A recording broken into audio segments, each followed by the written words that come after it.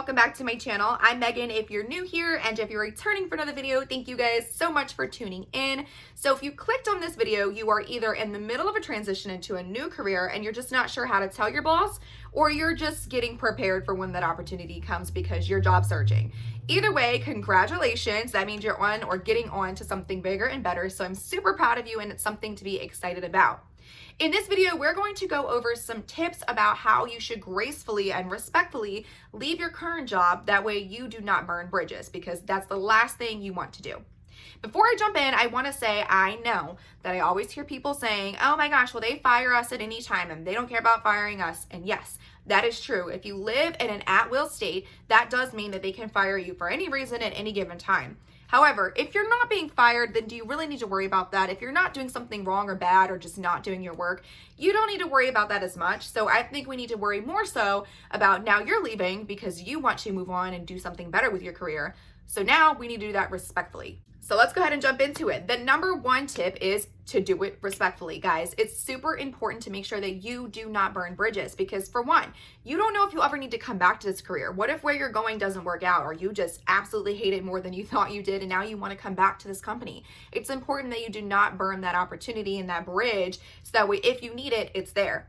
You also don't know if maybe you need a reference from this company. If you need a reference, because a lot of recruiters and HR teams ask for references, then this company that you just burned that bridge for is not going to give you a good reference because you left them high and dry, or you barged in and you were like, I'm leaving, I'm quitting. And I think that's some people's dreams, and they want to do that, especially if their boss is rude, but it's not going to get you a good review. Not good. Do not suggest 0 out of 10, okay? Don't do that. You want to do it respectfully.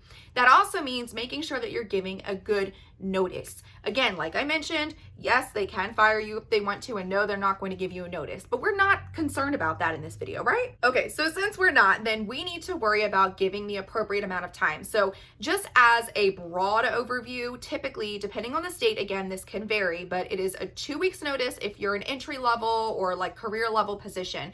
And if you're a managerial level or something more executive, then it's more like 4 weeks notice.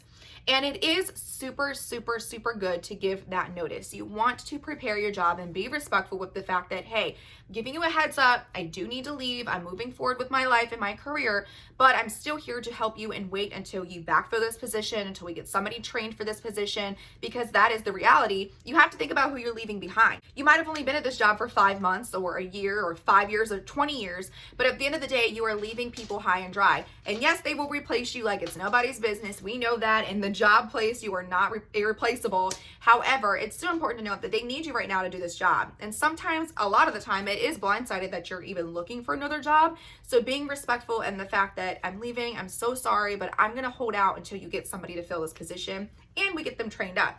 And that leads me into the second tip, which is help prepare or train the person who's going to be replacing you. So as somebody who's worked in HR, let me just tell you that replacing a candidate costs a lot of money and it costs a lot of time. So we are aware that sometimes we can't fill your position in 2 weeks, and it's going to take a lot longer than 2 weeks. And we're not asking you to stay there.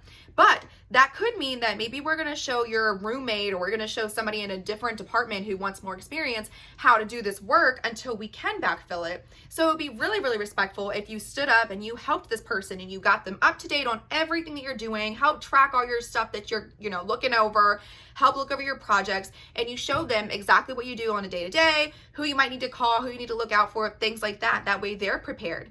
Or if we do fill somebody and happen to get somebody in that 2 weeks, then you do the same thing. You just get them caught up and you get them prepared and trained up as best as you can in that 2 weeks, because it is short, and you help prepare them for what is to come when you're gone. Number 3, which I kind of just skipped the one that I wanted to talk about, but it is just to do it in person. Don't do it over the phone. Don't do it, via email. You want to just do it in person. That's the respectful thing to do. It's type up your resignation letter and come sit down with your boss and talk to them in person. And a lot of the time, the boss or your manager or your HR team or the recruiter, they're going to do what's called an exit survey. And they're going to ask you, why did you leave? And sometimes you could be like, you could think of all these reasons that you want to just kind of pop off and just tell them all these rude and mean things that happen. And that could be the case.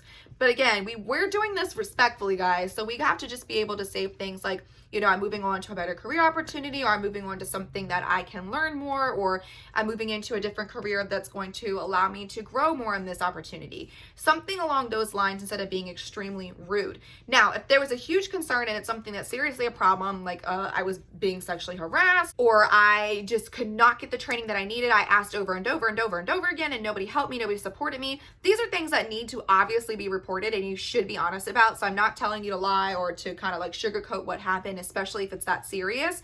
But you do need to just make sure that you're respectful and positive in doing so, because again, that makes you look like the better and bigger person, which is ultimately the goal here. I mean, you're already leaving and it stinks, so we still need to remain in a place where we can be the big person and we can do things positively. This is kind of a spin-off of that one, but don't go around telling everybody, telling, the lady in the back, or telling your friends at work all these things that you're going to be leaving. Don't tell them your plan, at least until you tell your boss, because you don't want your boss or your manager or whoever you want to call to find out before you even give them your resignation, and you give them the proper, time of knowing before they hear it through the grapevine. So make sure that you're not kind of going around with this. If you've already made the decision, just go ahead, bite the bullet, sit down. That conversation can be uncomfortable and it sucks. I mean, I've had to do it before and I almost cried because I'm emotional and I can't handle that.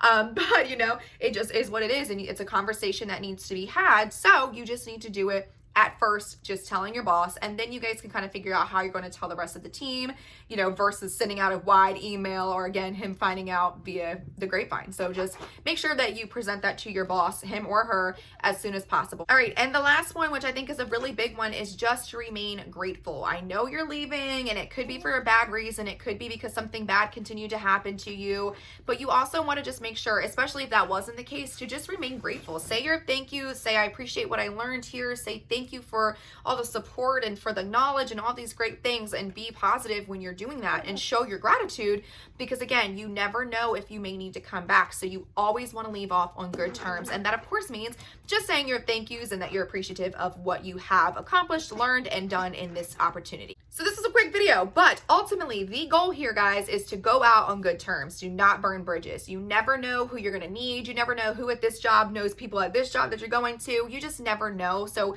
it is super, super important. I think I probably said it 1,200 times in this video to not burn that bridge. Make sure you just do everything in the most positive and respectful way that you possibly can. And think about it, if you ran your own career, if you ran your own business, how would you want somebody to present that to you? And you're already blindsided, so now you would just want somebody to be as respectful and appropriate as they possibly could during this moment. So I was considering doing a formal resignation letter video, so basically showing you guys how to write a formal resignation. I know that's something that some people struggle with. I know I did, and it was pretty confusing and weird, and I kind of started getting shakes and didn't know what to do. So if that's something that interests you guys, can you please drop that in the comments, and I will get working on that one as well if it is something that you are looking to kind of find out. I don't want to keep babbling because I will keep babbling, so I'm gonna just wrap it up. So I hope that this video was helpful of you. Sorry, the puppy is trying to eat my stand here. But I hope this video was helpful. If you guys have any other recruiter related questions or any questions in general that you want to know, please make sure you drop them in the comments.